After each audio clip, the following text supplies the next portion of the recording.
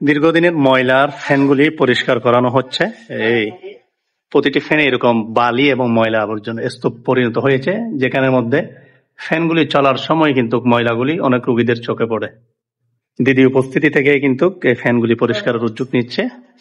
এই মুহূর্তে ফ্যানগুলি পরিষ্কারের কাজ শুরু হয়েছে।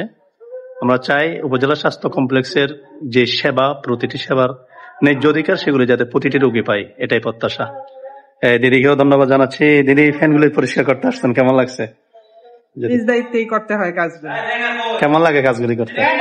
কাজ করতে ভালোই লাগে। ভালো লাগে, ধন্যবাদ। প্রতিটি ফ্যান এভাবে চলছে। এখানে যে যতগুলি ফ্যান রয়েছে, ফ্যানগুলি এখানে চলতে দেখা যাচ্ছে। এখানে একটি যেটি সে তার জ্বরের কারণে অর্থাৎ তার ঠান্ডা লাগার কারণে ফ্যানটি বন্ধ রাখা হয়েছে।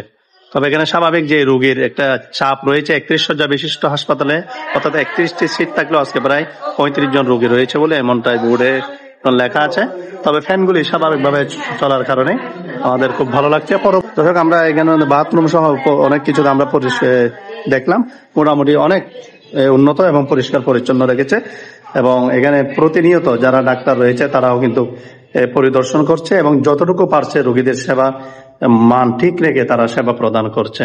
পাশাপাশি যখন এই নোংরা পরিবেশ অর্থাৎ ফ্যান ময়লা পরিস্থিতি দেখলাম, মাকড়সা সহ, সেগুলি পরিষ্কারের জন্য দ্রুত ব্যবস্থা নিয়েছে কর্তৃপক্ষ।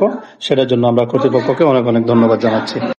এই হাসপাতালটি সবার, এটিতে সবাই সহযোগিতা করতে হবে এবং সবাই এসে সবার পাশে দাঁড়াতে হবে। এই সরকারি হাসপাতালটির যে সেবা রয়েছে সেই সেবাটি যাতে পরিপূর্ণভাবে পাই। আর এরকম সামাজিক এবং জনকল্যাণমূলক কাজে জড়াতে পেরে নিজেকেও সার্থক মনে হচ্ছে। সবাই এভাবে পাশে থাকবেন, এটাই প্রত্যাশা।